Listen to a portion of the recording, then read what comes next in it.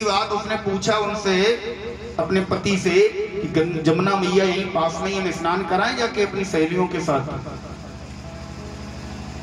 उसके पति ने सोचा अगर मना कर दिया तो ये जरूर जाएगी, और अगर कह दिया कि चली जाओ तो नहीं जाएगी। क्या करेगा?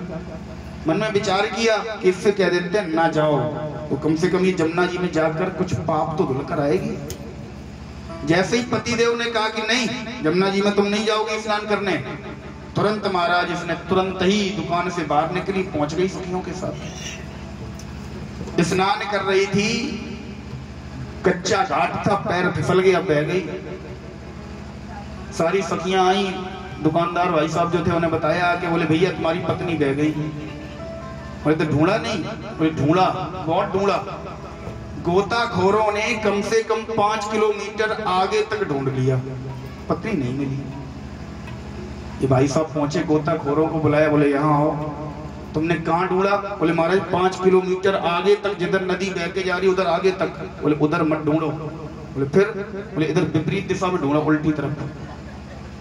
बोले उल्टी तरफ? बोले हाँ। गोताखोर नदी में घुसे, उल्टी तरफ ढूंढा तो मुश्किल से 10 कदम की दूरी पे मिल गई।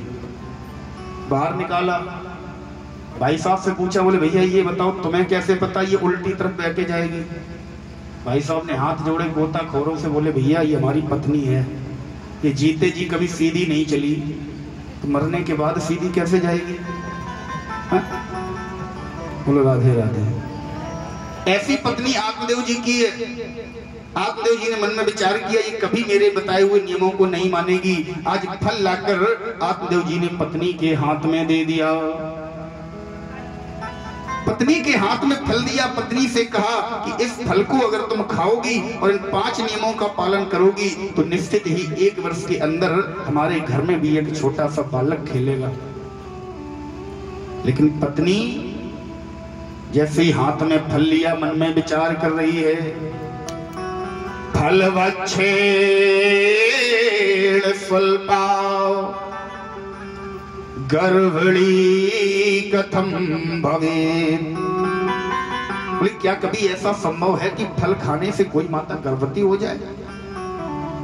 फल खाने से थोड़ी ना संतानें होती हैं। बोले नहीं, मैं फल नहीं खाऊंगी। चलो हम मान भी लें, संत भगवान का प्रसाद है, फल खाने से गर्भधारण भी हो जाएगा, बालक भी हो जाएगा।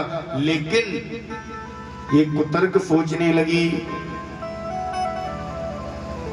दैवाद घाटी ब्रजेद ग्रामे पलायेद गर्भणी कथम। बोले कभी ऐसा हुआ, दैवाद घाटी ब्रजेद ग्रामे, हमारे गांव में आग लग गई। कभी ऐसा हुआ कि हमारे गांव में कोई आपदा आ गई, भूकंप आ गया, सब लोग तो दौड़ दौड़ कर भाग जाएंगे, हम गर्भवती होंगे। और पलायत गर्भणी कथम, गर्भणी भाग ही नहीं पाती, गर्भवती इसलिए भाग नहीं सकती तो कहीं ऐसा ना हो कि मुझे यहीं दबकर मरना पड़े। चलो मान लिया, विचार कर रही है, खुद ही प्रश्न कर रही है, खुद ही उत्तर दे रही है। मान लिया कि चलो गांव में कभी आग भी ना लगे, दैवाद घाटी भी ना हो, ब्रजेद ग्राम भी ना हो। बोले स्वल्प भक्षेण गृह कार्यम। पंडित जी कहकर गए, पितृ देवता कहकर गए, एक समय भोजन करना, हम एक समय भोजन करेंगे। स्वल्प भक्षेण गृह कार्यम मम अनुरूप कथम भवे। एक समय जब भोजन करेंगे तुम कमजोर हो जाएंगे, कमजोर हो जाएंगे तो घर का इतना सारा काम हमसे कैसे होगा, इसलिए हम फल नहीं खाएंगे। चलो मान लें हम काम भी नहीं करेंगे, किसी नौकर को रख लिया घर पे। बोले महाराज फिर एक दिक्कत और है, त्रिसूता अवस्था दुःखस्य सुकुमारी कथम सहे। हमने सुना है माताओं के मुख से कि प्रसूत काल के दौरान अत्यंत पीड़ा होती है। हम सुकुमारी हैं, हम सुकुमारी हैं, और सुकुमारी इस दुख को कैसे सह पाएगी? मन में ही विचार कर रही है और एक सबसे बड़ा इसने कुतर्क दिया बोले इन सब विचारों को अगर हम साइड से भी कर दें, सूतकावस्था मम कच्छे, बोले सूतक काल के दौरान मेरा एक कक्ष, मेरा एक कमरा अलग कर दिया जाएगा। उस समय मेरे कमरे में, मुझे कमरे से बाहर निकलने की अनुमति नहीं होगी। उसी समय यदि कहीं ऐसा हुआ, मम नंदाध्या गृह आगमन, मेरी नंद उसी समय घर पर भी आएगी, हम अपने कमरे से निकल नहीं पाएंगे। कहीं ऐसा ना हो कि मेरी नंद घर के मोटे मोटे सामान को उठाए झोले में डाले और निकल जाए। ज्यादातर भाभियों की यही शिकायत रहती है। ज्यादातर एक निवेदन करूं, समस्त माँ बहनों से ये निवेदन है, अगर आप अपनी नंद के साथ ये करते हो तो आप भी ध्यान रखना कि आप भी किसी की नंद हो। दूसरी बात, हमारे शास्त्र कहते हैं जब भी आपके घर में बेटी आए अपनी ससुराल से, जब भी आपके घर में नंद आए अपनी ससुराल से और वो जा रही हो, इस बात पे ध्यान मत देना मम्मी ने क्या दिया, पापा ने क्या दिया, वो उनकी बेटी है, देंगे। जिस समय वो जा रही हो, आपके पास 1 रुपया है, आपके पास कुछ नहीं है, एक चवन्नी है, आजकल तो नहीं चलती, जो भी आपके पास है टूटा फूटा रूखा फूखा चुपचाप से ले जाकर उसकी मुट्ठी में दबा देना। केवल प्रमाणित कह रहा हूं, 3 बार ये काम कर देना। 3 बार करने के बाद देख लेना आपके जीवन में खुशहाली। केवल 3 बार, जिस समय आपकी नंद आपके घर से विदा होकर जा रही हो, इस पर दिमाग मत लगाना मम्मी ने क्या दिया, पापा ने क्या दिया। मम्मी ने दे तो दिया 1000 रुपए, हम क्यों दें? नहीं, मम्मी ने जो दिया वो मम्मी की बेटी है। आप भी अपने घर से हाथ से उठाकर लाते हो। जिस समय आपकी नंद आपके घर से विदा हो रही हो, कोई कुछ भी दे, आप अपने हाथ से भले ही 1 रुपए का सिक्का क्यों ना हो, उसके हाथ में दबा देना। देख लेना अपने जीवन की खुशहाली को। क्योंकि जिस समय बेटी घर से विदा होती है ना, तो आपके घर की अर्थात अपने मायके की सारी बलाओं को लेकर विदा होती है। ये हमारे शास्त्र कहते हैं। आज ये आत्मदेव जी की पत्नी यही सोच रही है, विचार कर रही है, कहीं ऐसा ना हो कि मेरी नंद घर पर आए और सारा मोटा मोटा सामान उठाकर ले जाए। चलो हम सारे सामान को पहले से ही ठिकाने भी लगा देंगे, लेकिन फिर विचार कर रही है। हमने सुना है शेर जो होता है ना, शेर, सिंगनी, अपने जीवन में केवल 1 बार मां बन पाती है, दोबारा मां नहीं बन पाती। कि फल लागत सिंघनी पांच भई, फल लागत कदली काटी गई है। कदली माने केला। केले के वृक्ष पर केवल 1 ही बार फल आता है, दूसरी बार में उसे काट दिया जाता है।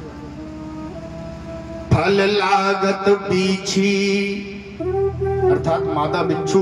मादा बिच्छू जिस समय अपने बच्चों को जन्म देती है, उसके बच्चे उसकी पीठ पर चढ़कर उसे ही खा जाता है। फल लागत बीछी की जान गई, फल लागत बेला मुरझाई गई है। इन चारों की गति समझ करके फल खायो नहीं, भय खाए गई। इसने उस फल को नहीं खाया, मन में विचार किया कहीं ऐसा ना हो कि हम भी पुत्र का सुख तो प्राप्त हो जाए, लेकिन मेरा जीवन नष्ट ना हो जाए चारों की भांति। फल को नहीं खाया, रखा रहने दिया, बोले मैं फल नहीं खाऊंगी। उसी समय इसकी एक बहन है, वो बहन इसके घर पर आई। उस बहन ने कहा क्या बात है, तुम इतना दुखी क्यों हो? इसने सारी बात बताई। हमारे पति कहीं से एक फल लेकर आए हैं, कह रहे हैं इस फल को खाने से पुत्र की प्राप्ति हो जाएगी। इसकी बहन समझाने लगी। इससे बोली बहन तुम चिंता मत करो, जितने दिन फल आए हुआ उतना ही गर्व हमारा है। क्या कहा? जितने दिन फल आए हुआ उतना ही गर्व हमारा है। अपने पति को समझा लेना बहना अब काम तुम्हारा है। अपने पति को समझा बहना अब काम तुम्हारा